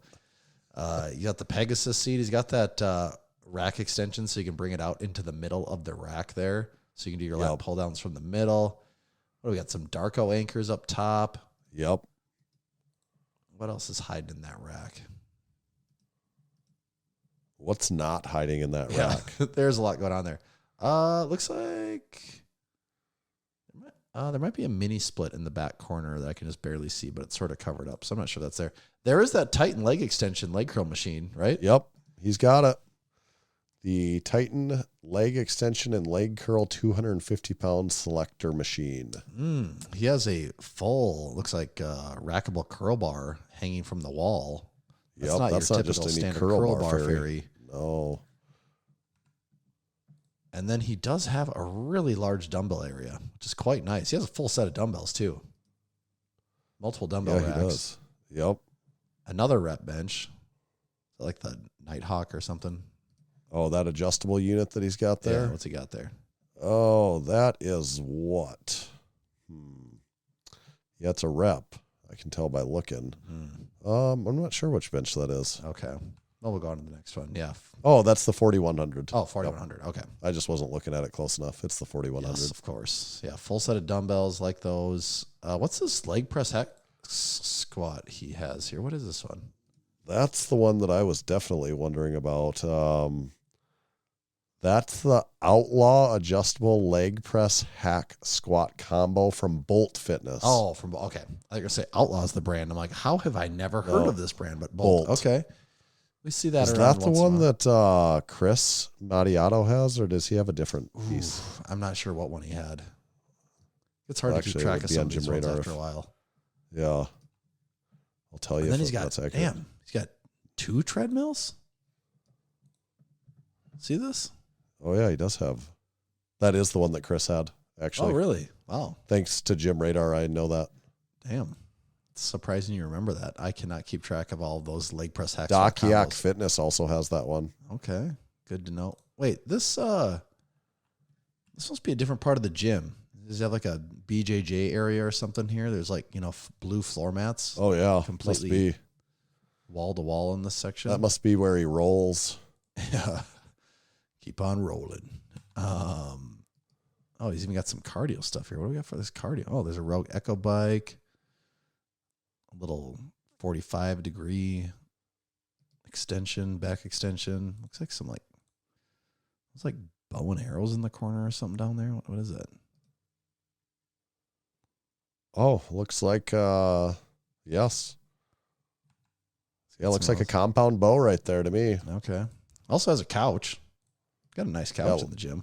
A real nice sofa piece there. Oh, you see, I like how he has the magnets on the garage door, and that's where the grippers are. Yeah. Just straight up storage. Yep. That's good. I like that. And that is the gym. Wow. Well, the pictures tell 1,000 words, but I'm really wondering is, do you think you could get strong in Twin Hammers Gym? Oh, hell yeah. We're getting strong in Twin Hammers Gym. Okay. Anything else on Home Gym Con? The only Or other is it piece we're going buttoned to just up? talk about if any equipment stood out to us. Yeah. I think surprises were Freak Athlete has an adjustable dumbbell that they just toss around and seem It's kind of on the Snowed platform, I guess. Yeah, that's what it seems to be. Also, they did show off a new version of the Hyper Pro. I like the new version a lot better. That thing does really get me interested. That thing seems very well thought out. You could say there's a little saying we have here called addressing the known issues. It really feels like they addressed the known issues and created a very solid unit there. I liked, I don't think this is new, but I never paid that close attention to it from Synergy Custom Fitness. Yeah. That plate storage option where you put it on your rack and then you can put your rack all the way against the wall. Yeah, you basically have the wings that come out and then the plate horns face forward and set it to the side. Right. Not that nobody's ever done that before, but it seems like in some home gyms that would just actually be an improvement. Like it would be. Oh yeah. better. I was like thinking of my own. I'm like, oh, that's what I wondered. Does it work in yours? Like, would it work? Like yours kind of has a corner. There's like a little corner there, right? That comes out. That's why I would have to check them. It would be close on mine. I couldn't say because for sure. Could you actually put it farther against the wall than it is currently? Then no. Oh yeah, I could put it like a foot close, at least a foot closer to the wall. Right. But it would just be kind of like on the side. Is there room where that little corner is? That would be the question. And there might not be in my setup because I have the lat pulled down pretty close, and then there's a little piece of the wall that comes out. So it might not work in my current setup, but I can see in a lot of people's scenarios basically having that. I mean, people sort of do that right now with the whole wing thing where they have whole uprights that come out to do it. This seems like a cheaper way of achieving that, though. Yeah. Even if you want to do it just for your 45s. Your other plates, then your rack only has to be a few inches from the wall. Yeah. Something to think about for sure. The Apex bench setup, I was somewhat impressed with messing around with even the belt squat attachment. Mm-hmm. I kind of honestly would think that in my mind, I probably thought that was a gimmick. Particularly something like the belt squat attachment that I'm like, no, yeah, but nobody's ever going to do that. And then after doing it, I'm like, I could see this as a perfectly like it was just as good as mounting it to your rack, and it's like you also don't have to mount it to your rack. Like I could see some people liking it better, especially like there are, it's not us, but there are people that are not rack people too, right? And as you start looking at that, you're like, damn, if you're not a rack person, all of a sudden this you don't even need a rack. Here lets you do a lot of stuff, right? And it seems to be very well executed on all the pieces that were there. That was a cool one. What else? I mean, all the booths were cool. We stopped by M Plate for a minute. He showed his adder plates for the Repins. Those were really well done. I was genuinely supporting impressed. member, Big Matt. Yeah, there is no rattle. They just locked in. They were really well done. I thought that was a cool way of handling the adder plates on the Repins. And I mean, he has other ones too. Chris made us a dip belt. Chris surprised us with the dip belt. That was very cool. Yep, he finally succumbed to the peer pressure of making it a dip belt, and it looks really cool. Dip belt, isn't it? It is a good looking dip belt. Many people gave us things like a lot of things, shirts and stuff, and a lot of that we don't actually have yet. Yeah, it all had to ship freight back with the other stuff because we were loaded already. Right, but a lot of people gave us stuff. A lot of stickers. Always a lot of stickers. My Smith machine at the gym is legitimately getting a lot of stickers on it between the lift hard and the VZ. Kind of filling up. Well, there's still plenty of room to go, but a lot of sections I'm like, okay, no, these sections aren't actually full. Yeah. You know what's one of my observations from Home Gym Con? There is a surprising number of Voltras floating around there. A lot of Voltras all over the place. Like it felt like every other booth had a Voltra in it. It did. Which, actually, that is a great use case for it. Otherwise, if you're trying to show off attachments, you need to have a weight stack or you need to have a cable. Like, you need to have a much more involved setup if you don't have a Voltra. So, actually, for demoing things, it does work really good. True. Rory had those cool push-up handles. Remember those? Oh, yeah. I forgot about those. I did like those push-up handles. I completely forgot about those. I did really like those, actually. I know I'll remember a bunch of stuff because I haven't watched any of the videos for our crew video. I know I'll have I forgot even all the places that we went to, actually. Yeah, it gets hard to remember because there's so much stuff. That's the question that everyone wants to ask us, though, is like what it's like the hardest question to come up with. I would just say the number of people that came up and wanted to say hi and get a picture and stuff like that was a lot, which was great. That part makes really it fun. That's about it. I think that's Home Gym Con in a nutshell. Yeah. Travel home was relatively straightforward. Only a slight delay on our very last flight, which is if you're going to have one, that's probably where you want it. Right. I don't know how you stayed awake driving home. I got a 20-minute lift ride home and was falling asleep multiple times in the back of the car. I'm assuming the guy probably thought I was drunk or something because why is this guy passing out in the middle of the day at 1 p.m? I haven't become less tired yet, and I'm not exaggerating that. Like I'm in a slightly better boat. Not much, but slightly better. Yeah, I have not. I have legitimately not recovered from that yet. I'm not complaining. Actually, I guess I'm complaining, but I should not be complaining because it was all there again. Letter grade for Home Gym Con to me. I lean towards straight up A+. Like I could maybe I say A, but I don't even know what. Jake had a form to fill in, and I'm like, I don't know, man. Seems like you're doing a good job. Maybe like you got a few small back end things that you can improve, but I think everything's going the right direction. We've talked about. I enjoyed all of it. Yeah, I don't know what. There's no doubt people that are going to be nitpicky in things, but anytime you have an event, an expo, there's always going to be things you can nitpick about. But that's just how events go. So I don't even. And I know he appreciates criticism and takes it well, but I just, even filling out that form, I was kind of like, I don't know, man. You're doing keep the schedule, keep it in Louisville, keep doing all that stuff, keep the dinner. Yeah. Just say, nope, this is what you get again, people, because we did it good. And I do think more people are going to show up next year, and so. more vendors are going to sign up. Well, that's part of the fun part of it is there is some snowball effect going on, and also there legitimately is new and impressive stuff getting shown at Home Gym Con. Yes. And companies are planning on that. Like that's a thing that people, it's like, no, we were releasing this at Home Gym Con. Yeah. Several, Bell's Kayvon at Bells of Steel showed us several things.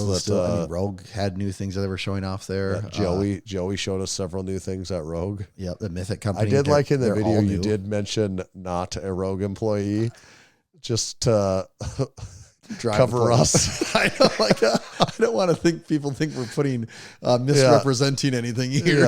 Yes.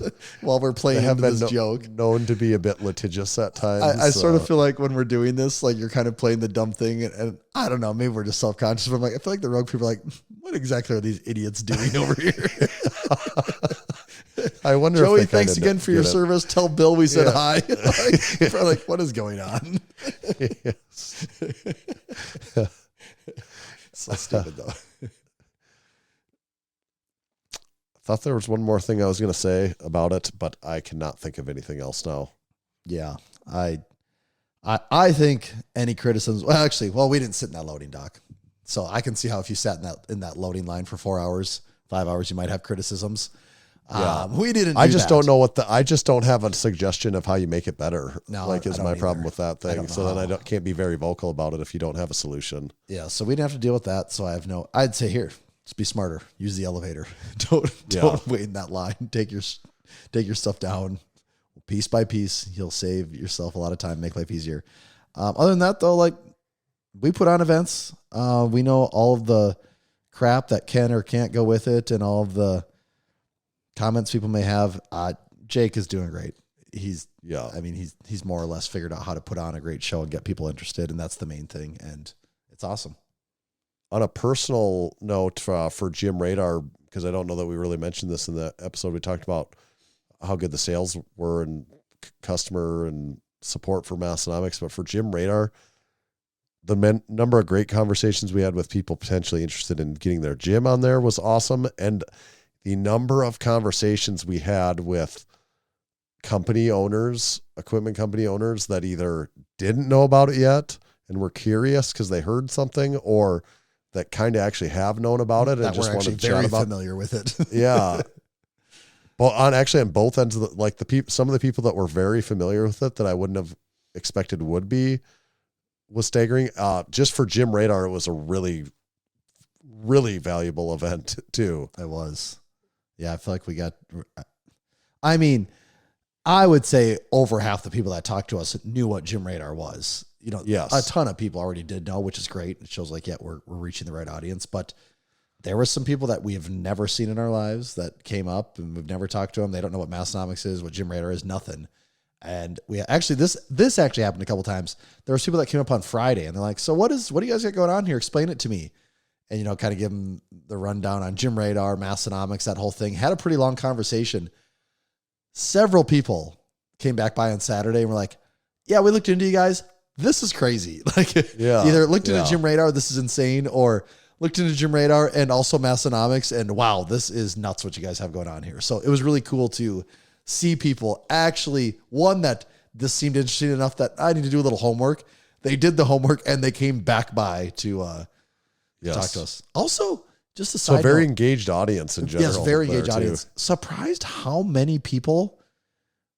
We're not talking like dozens of people here, but the fact that it was more than one, people that work in the home gym luxury consulting space, met multiple people in that from different parts of the country. And I know that exists, but it was kind of crazy to hear from multiple people that are in that's their profession. Spartans, what is your profession? I build high-end luxury home gyms. Oh. Yeah, I think I caught them all in the corner chanting that. Oh. I represent the territory of Southwest America, also known as SoCal. I represent very high income, high net worth clients who don't care how much they spend on a home gym. Oh. Money is no object to these people. My clients have no budget. I thought that the interactive TV with Gym Radar actually worked out better than I was even picturing in my head too. Like that was very valuable for showing people things and for other people just messing around with it. I'm just thinking And everyone, how and people getting the this is Sparta. This is home gym consultants. And then they kick people into a bottomless hole. oh. I wish I could remember more lines from that movie, but I don't Yeah. really remember any. Sorry, I got distracted there. But yeah, the interactive demo for Home Gym Con or for Gym Radar was really, really good to show people off how that actually works. And what I mentioned earlier, we got big plans for 2027 booth already. Also got big Bigger, plans for better. Gym Radar. In case people thought that mentally maybe those guys thought they had peaked the mountain. They got to the top. No, we're still climbing that thing. Actually, just when I thought I couldn't be more hyped on Gym Radar, we go to Home Gym Con and I'm like, yeah, I'm more hyped on Gym Radar now. I'm even more. I was already positive this was very useful and cool for the community, and now I'm like, oh no, this is very, very useful and very, very cool for the home gym community. You know, we've done a few shows for Massenomics over the years, met with people from all different walks of life and lifting experiences, and we've got a variety of critiques, reviews, good things. Most of the time, it's like, oh, this is really funny. That's the most common, everyday person Gen Pop review of Massenomics. Oh, this is pretty funny, and then they go about their day. Right. We got a lot of reviews of Gym Radar where it's like, this is amazing. How has no one thought of this before? Right. How has no one done this? It's such a great idea. That's never been something somebody said about Massenomics before. No one has ever looked at Massenomics. Why did nobody ever think of this cottage cheese meme before? How has no one ever done this before? How has no one made a silly goose barbell tee before? People like that tee. No one's ever said that. People said that a lot about Gym Radar. How has no one ever done this before? Or, wow, no one has ever done something to this scale or this cool. So that was a lot of really good feedback there. Yeah, I guess it's different in Massenomics that way. In that way, nobody has that thought about Massenomics. Like, wow, how has no one recorded a podcast about kind of lifting for 11 straight years? Well, how's no one done that? Nobody should do that. Oh, that's a bad idea. Nobody thinks that because everyone knows why nobody's done that. It's like, there's no good reason to do that. Not really. You might come up with a Gym Radar idea about 500 episodes in. Playing the long con. 10 years in, you might come up with an idea, maybe. Yes. Okay. I think that's all I got to say about that. Yes. All right. So we're good there. I think we're good there. So we can move on to next year now. We'll start planning for next year. Unfortunately, we already have. Yeah. Okay. All right. Well, Tanner, I got maybe something to take our mind off of that to do something else. I have a new game for us. Hit some music for me. Hit some music. Hit it. Roll that beautiful bean footage. No, we already played Roll that that one. Hit beautiful it. bean footage. Still not quite right. Getting closer. You want something a little different than that still? All right, let me try this. Now what the hell are you waiting for? Okay, we can go with that. All right. Linkin Park and Jay-Z. Close enough. Okay, we have a new game. This is took us 540 weeks to come up with this game. There we go. That feels better. This new game. Are you ready for this, Tanner? Are you ready? Yes. You're the contestant on this game. I'm not playing it by good. myself. You're gonna play here. The Is new this game one called Tommy Game? No. Actually, I think I wrote it in here twice. The new game is How Average Is He? And in this game, I pull statistics. Exceptionally. I pull statistics on the average American, and we're going to see how Tanner stacks up to the average American in a variety of Let me get my tape measure out quick. fields and topics. So for the first ever How Average Is He segment, we're going to look at food. and consumption and diet. Oh, And see how average Tanner is compared to the. Thank God I use MacroFactor, so I'm going to know all this. MacroFactor, you too can use it. What's our discount code at MacroFactor? I think it's Massenomics. And it gets you like a free couple weeks. Yeah, I think free couple weeks. Try it out. MacroFactor. I'm on the MacroFactor. Thank God, because I lost 6 pounds in a day. And I'm not exaggerating when I say that. Since starting the use of MacroFactor, my biggest weight loss came in one day. MacroFactor is just sending warnings.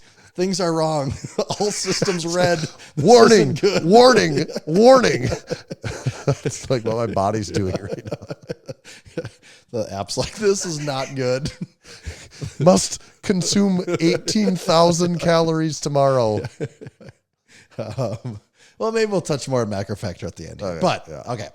So we're going to see how Tanner stacks up against the typical American. We got some different food, diet stats here.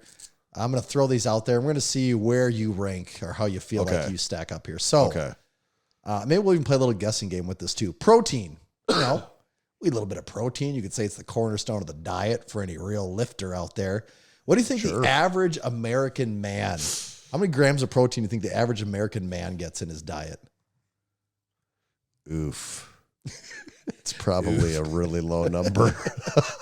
Oof. I have a feeling I'm going to pick what I think is a low number, and it's going to be way lower than that. So I'm going to even lower my number more. Oh, boy. The average male man, I'm going to say they get like 75. 75. That's not a bad guess. According to this, the average is 99 grams a day. That's not that bad then, considering because I was going to also off by 25, which is like, I don't know, you eat a little more something that has protein in it. You eat like one Greek yogurt and you're damn near there on top of that. Right. It also says the average woman gets 67 grams of protein a day, which doesn't that number just seem laughably low, 67 grams of protein? Yeah. I mean, granted, women are smaller, so they don't need as much, but like just the idea of having it like going weeks on end with 67 grams of protein just seems like you'd be withering. I'd have to work hard to only get 99 in a day. I don't even know. It'd be a rough day. So, my MacroFactor number for protein is typically around 220. What's your number at? I 250, but I often get 300. Not uncommon for me to break 300. All right. So my average is probably 275. Yeah. So you're almost 3Xing that one on a fairly regular basis. Ross told me he is over 300 every single day. Yeah. This is a lot of protein. All right. Yeah. All right. Next one. Eggs consumed annually. Any guess what the average American, how many eggs? You can either, whatever's easier for your brain to guess here. Do you want to guess the average eggs per week or the average eggs annually consumed? I got both numbers. Let's do eggs per week because that seems like a more meaningful number. More meaningful number. All right. Yeah. What do you think? Average eggs per week. And I guess we're talking eggs most commonly come in 12 and 18 packs. So I'm like, does the average person even eat a 12 pack of eggs a day? Probably not. Wait, a day or a week? A week. I mean, I certainly do in a day at times, but in a week, I suppose they don't because some people probably eat 0 eggs ever. So that average. And then what I consider the average number is probably, I'm going to say the average per week is like 4. The average eggs consumed per week is 5. That brings you to 264 eggs roughly annually. I'm going to say. How many eggs do you think you consume in a year? In a year? Well, I know what right now, just on simple math, what my baseline number is, but then I'm going to add in like. I'm just I just want to give a pretty fair number because easy math is 365 times 6. That's 2,190. That's my baseline is 2,190. But per day, I average at least one more per day than that. It's probably more than that. But if I just said one more per day, that'd be another 365. So 2,500 per year. So I think that's a pretty safe number. So you're pretty much it could be slightly higher than that, but for sure I'd say between 25 and in between 2,500 and 2,750 per year. Okay. What was the number for the average American? In a year, 264. So you're about 10x 264 eggs in a year. So I'm 10x. Yep, 10xing that one. Very, very not average there. Yeah. I'm usually about a 3 egg a day guy, and I typically take the weekends off. So I'm getting about 15 a week, if I had to say. So I'm about 3x the average there. Yeah. So you're under 1,000, you think, but not far from 1,000. I think so, yeah. Yeah. Yeah. Okay, that's eggs. Next up, we have beef. It's what's for dinner. How many pounds per week do you think the average American consumes of beef? This one will be interesting for people, actually, I think. The average American, so we're going to include ground beef in that, of course. And how many pounds per week? Yeah. Ooh. I feel like the average American eats quite a bit of beef. A lot of hamburger, like that's kind of a staple for a lot of people. I suppose some people are vegan, so they're going to be 0. So always factoring that in. I wonder if the average per week pounds is 3. You are way on the high end on that one. Okay. Says the average American. My thought is like 3 pounds is like a half a pound a day almost. Like, yeah. Like, well, what are they eating? Yeah. That is the thing. Like, what are people? Yeah, it says the average American consumes about a pound of beef per week. That probably makes sense. Which brings them, yep, about a pound a week. So 50-ish pounds a year. I don't know my exact numbers, but it is a lot higher than that for sure. Mine's higher than that, but not that much higher than that because I eat so much chicken. Really? You think you eat only about, I mean, do you think you have less than 2 pounds of hamburger in a meat or of beef in a week? No, I might be, my average is probably between 2 and 3. Okay. But it's not that much considering how much food, I eat a lot of for the food. number of So like, it's you're just consuming. not, I feel like my number of beef is lower than what people might expect. Right. I think so in this case. You're not 10x. You're Right. not saying you're eating 580 pounds of beef right. a year. Right. No. All right. On to the next one. Soda. Pop. Sparkly beverages. Sparkling water? No, we're saying sparkly Sugary beverages. Oh, God. I just know your number's like 0 here. Yeah, sparkly, like calorie beverages, not counting beer, not counting just juice from fruit. That would not count. No, that's not. I'm talking soda here. This is 0. regular carbonated soft drinks. Average 0.01 per. Like, I might have a sip of something per year. So like, none. Like, Yeah, and this says the average 0 American, per week average for sure. 0 point something per year. I'm in the same boat. I mean, I'll probably have. I don't know. We'll probably stop at some stupid fast food place, and I'll maybe get like a Sprite or something. Yeah. But that is few and far between. It says the average American has about a can of soda a day. That equals out to about 38 gallons a year. But I might have guessed it was even higher than that. I know, because there are some people that they have some people that's 5, like 6 a day. Common. And I mean, like I think a everyone lot of knows people. someone that does that, Right. It's not like that unusual. So I Like, think I've known people that don't drink between, water. Like, there's 0 people. There's the zeros, the extremes, and then there's like some more averages in there. But right. Are we talking mean, median, or mode? Oh God, don't even Throwback. get me started here. Caffeine consumption. What do you think the average milligrams consume per day? Average per day? Well, America runs on coffee. Or white monsters. Right. Energy drinks are absolutely insane. Pre-workout probably even is enough widely used at this point to tip the scales a little bit. Do you think it's that common with people that don't work out though? I feel like most people would probably just buy an energy drink because they'll just buy an energy drink. Kind of. But those average 200 milligrams a can. A lot of them, yes, or more. Yeah, like some are 300. Some of them are 100. A cup of coffee is like 80. some people probably, there's people out there that consume no caffeine, but I don't think that that's a huge portion of the population. Like, Probably not. That's got to be less than vegans and less than people that don't eat eggs. Yeah. And like, I mean, have you or ever people tried that just don't. crunching numbers in a spreadsheet all day without caffeine coursing through your body? End God. it now.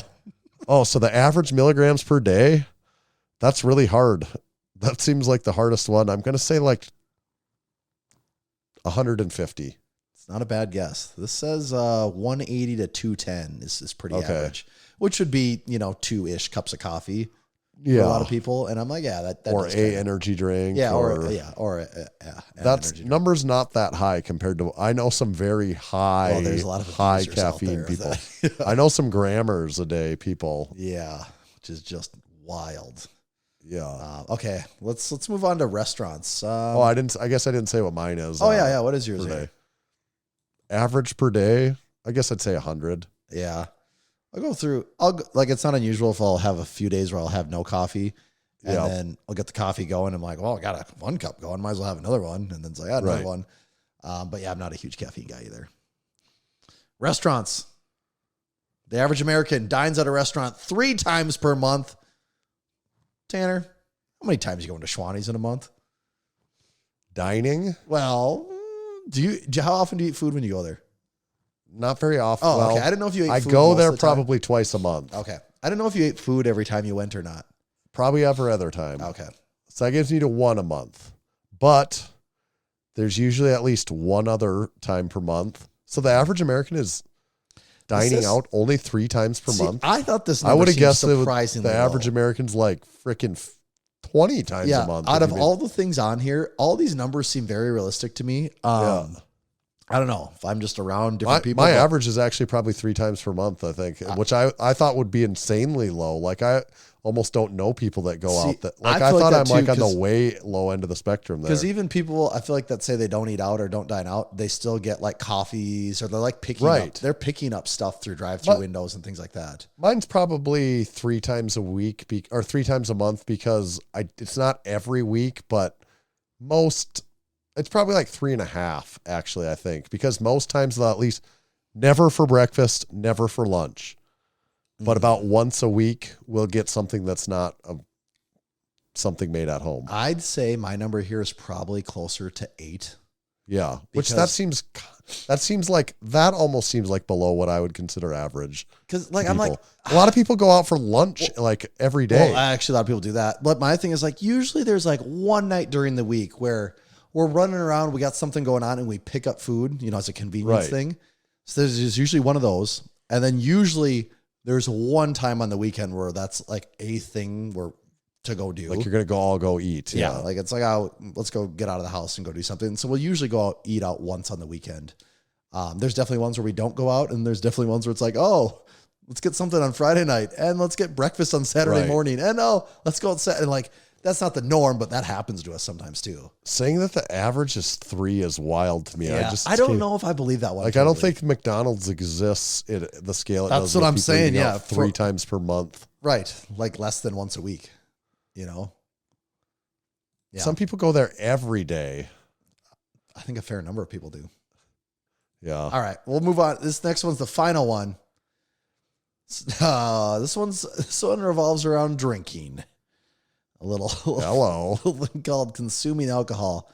I don't want to disappoint anyone with this one, but I might. I have a few different stats here. I'm trying to think of what one I want to ask you with. This feels like the doctor when I go in and see, that's kind of what this ties into because it is the doctor thing. I believe this is the number. Okay, do you know what the number is considered for heavy drinking? Per week, what? Drinks per week. To be considered heavy? Like heavy so drinking. We're saying almost like drinker. The number of drinks per week to considered heavy. It's probably lower than what I would consider heavy. So I'll say it's 14. Yeah, this says 15. Okay, 15 plus. Okay. And I mean, like, which doesn't seem all that. That is a heavy, lot, but you're like, well, it is 2 a day. That's what I was like. 2 a day doesn't seem that crazy. But if you either. drink 2 drinks every single day, you're kind of a drinker. Well, like, I mean, yeah, you're a drink. You're not a drinker having 2 a day. Right. If but you also, like, if you just drink 2 day. drinks every day, like, you're never getting a buzz. Oh, you're no. never getting drunk either. You're just like, but like, you never get too far away from alcohol. Or if you say, that's not the scenario. You really only drink every other day. Well, and you have 4 drinks every time. Like, no, I only drink on Friday. Like, this is like kind of then the I'm college like, okay, thing. you're getting a buzz on every other night. Like that's. Yeah. Or you're like, no. Well, I only drink once a week. I only drink on Friday and 15 Saturday drinks. nights, and I just have like 10 beers on both those nights. Like, Right. well, I have 20 Right. beers. You know? Yeah, and then you're just kind of binge drinking every weekend. 15-ish is like. That's where I don't know if I use the word heavy, but I'm like, you are a drinker at that point. Yeah, you do a little drinking. But, if you're just doing 2 a day, you keep it light. You keep it tasteful. You're basically going through like a case of beer a week. Like in your mind, you're like, oh, I don't drink. I get to pick up a new case every Saturday. And, but that's not drinking. Yeah. This also says, about 50% of adults report drinking in the last month, which I believe by everything I've heard and seen, that number is just on the decline all the time now. Big time. The drinking, even amongst I think underage drinking is big on the decline. Yeah, the alcohol industry needs to look at making a bunch of funny teen comedy movies all based around heavily drinking, and they'll just influence. We used to be a proper frickin' country. When I was in high school, everyone drank. It was very much a thing then. Everyone, let alone college, obviously. Oh, yeah. That was what the whole environment was built around there. It's just tailored towards it. But I don't think it's really the case anymore, which is good for society in general, probably. I suppose there's alternatives and you argue what's what and stuff. But like you say, well, but does this contribute to the death of the third place? You have to go and hang out and just cause trouble with your friends now. Right. No one's doing anything crazy. Right. I guess I would just say I'm actually a hypocrite because man, did I have a lot of fun in drinking with my friends for years. I mean, you could say our brand is kind of built around that. Yeah. And what I would say is a hypocrite because as an adult in my mind now, I'm like, I think it's better if 16-year-olds aren't binge drinking every weekend with their friends. Yes, I don't think anyone's making any excuses for that part. But I'm a hypocrite when I say that because I don't have a bad memory. Well, overall, I had a lot of fun doing that. Right. And like a lot of things that I still laugh about with friends doing that. So in that logic, no harm, no foul. Here's what I'd say. It was fine for me. Other people shouldn't do it. That's a lot of the stuff. It's all very of your circumstances and your experiences. That reminded me, talking about kids in high school. You and I encountered a scenario which made me say, we used to be a proper freaking country when people at pizza shops would go on their smoke break and smoke real ass cigarettes. They wouldn't go on vape breaks, Yes. It wouldn't be vaping. Which we encountered. I'm like, man, a vape break just outside with all your buddies just vaping. Just having a vape. Before you got to go back in and work. Yeah. Like, come on. What happened to real cigarettes around here? Smoke a cig. Okay. Well, that concludes How Average is Tanner, Food Edition. So we're going to, is that going to be able to be recurring or did we just do it all? I think the only thing that stats exist for is food. So I think we just burned out that segment. It's done. We can never do it again. I cannot wrap my head around how it could be anything other than food. Okay, you know what? I'm going to start brainstorming right now. If there's any way that segment has legs to be repeated, it might be it though. That might be the end of it. Overall, I guess I was above average on some and below average on some. Yeah. I think I would say actually you didn't fit the average on many, to be honest. Eating out, but I think that number was bullshit. I don't really believe that number. Outside of that, though, you weren't really in the average window very often. No. You're kind of like a 5%er probably if we had to. Yeah, I'm kind of wondering how that's average if I am out how would the 39-year-old white guy from the Midwest not be in the average category on some stuff here? We'll probably find more. Give it time. We'll find something. We'll find more average categories for me. Okay. I think we should bring this bird in for a landing. Oh, yeah. We've got to save some stuff for next week. Really quick. Hit me with the radar report. Really quick. Yes, I will do that. Ladies and gentlemen, can I please have your attention? Radar love. Radar report. A lot of people at Home Gym Con love Gym Radar. We've crossed 2,000 users. It's a big number. Yep. And got some cool stuff in the works. So stay tuned, people. People said we couldn't do it. You know what I got to say to those people? We did it. We did do it. I'll say this. We're not resting on our Western, Northeast, South Dakota laurels over here. We're getting after it. I did see the part where I said that to Kayvon, and you could just see the like the smirk of confusion in his eyes when I said that. He's like, "What do you even mean?" And I'm like, "That's the secret. I don't even know what I mean." I saw him walking through the hall one day, and I'm like, Kayvon, Tanner and I were dying, recounting the interview, and Tanner goes, "Yeah, these guys, they're not resting on their Canadian laurels." You could tell he was still just like in disbelief, like he didn't know, like, what are you supposed to do with that? Kayvon is very aware of Massenomics, but also I think like at times still doesn't completely understand what the hell's going on around here. It can actually be. Yeah. Yes. Check out our YouTube content on Home Gym Con. We've got a second video upcoming. If you haven't watched it yet, check out the M-Torture Chamber home gym tour that we published. A very cool home gym that we got to tour in that one. Like I said, the Home Gym content, Brandon Doyle's home gym tour coming, and then believe it or not, we get back from this stuff and we're already planning like the next 70 bajillion million trips and stuff that are going on. We got to plan out. It's August. We got to plan out what we're doing through the end of December. Like we have to. I mean, or we're it doesn't happen. actually in the process of planning at least like 5, actually 6. I think we're in the process of planning 6 upcoming trips. Yeah. Right crazy now. thing like is, in the process, I mean, like we're actually like working on all of those things at once. Yeah. Apparently, I have a wife and kids too, and they're also planning trips all the time. So it's like, I guess I'll just be a traveling traveler for the rest of my life. Bit of a vagabond. Bit of a troubadour over here. I won't work or have a home base anymore. I am nomadic. I will just be sick for the rest of my life. Yeah. I will just be that behind feeling, on everything forever. You know that general not good feeling you have when you're on a plane? Oh, yeah, you mean like when you're really tired and kind of disoriented and you can't tell if you have caffeine in you or what's going on and you're like hungry and dehydrated. Your at the same stomach time. is like always a state of a little unsettled. Like not from turbulence or whatever, just like your stomach just always has like, you're at least 5% queasy at all times. Like it's not an extreme sickness, but you're just like, you don't feel solid like when you're at home. You just feel good. Yeah, that. Forever. That, but forever. All right. That was 540. Tommy, where do they? Actually, you forgot to tell me about the Strength Co., I think. Oh, I didn't forget.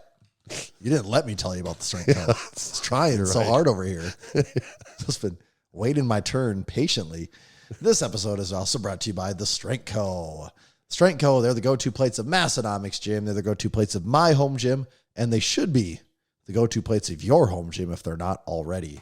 They're pretty amazing, and for several reasons. They're smooth, yet easy to grip. They're black. They're E-coated.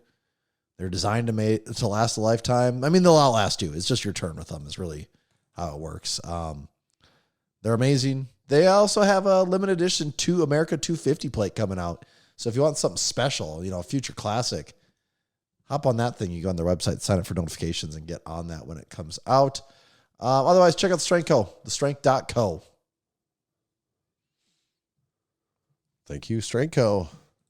And thank you, Home Gym Con 2026. Tommy, where do they find you at? You can find me at Tomahawk_D. Wait, did you read an EliteFTS ad?